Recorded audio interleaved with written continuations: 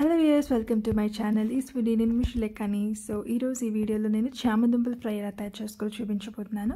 So video నేను వరకు follow అవ్వండి and also please to like, share and subscribe. ముందుగా అయితే నేను చామదుంపల్ని ఇలాగా ఉడకపెట్టుకున్నాను అండి. సాల్ట్ యాడ్ చేసుకుని ఉడకపెట్టుకున్నాను. సో ఉడకపెట్టుకున్న తర్వాత వాటిలో తొక్కలు తీసేసుకొని చిన్న ముక్కలుగా కట్ చేసుకున్నాను. ఇప్పుడు ఒక ప్యాన్ తీసుకొని అందులో తాలింపు గింజలు ఆయిల్ యాడ్ చేసుకొని వేయించుకోవాలి. సో తాలింపు గింజలు అంటే శనగపప్పు, మినపప్పు, ఆవాలు, జీలకర్ర అండ్ కరివేపాకు. సో తాలింపు వేగిన తర్వాత అందులోనే కట్ చేసి పెట్టుకున్న చామదుంపల ముక్కలు అండ్ కొద్దిగా పసుపు యాడ్ చేసుకొని చిన్నగా రోస్ట్ అవ్వనివ్వండి.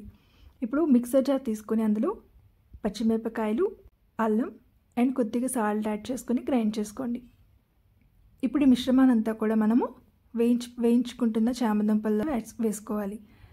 సో ఇప్పుడు అంతా కూడా బాగా మిక్స్ చేసుకొని చామదుంపలు మనకి క్రిస్పీగా రోస్ట్ అయినంత వరకు వేయించుకోండి. సో మనకి ఒక్కసారి చామదుంపలు కొద్దిగా క్రిస్ప్ వచ్చిన తర్వాత మనం సర్వ్ చేసుకోవాలి, అంతే.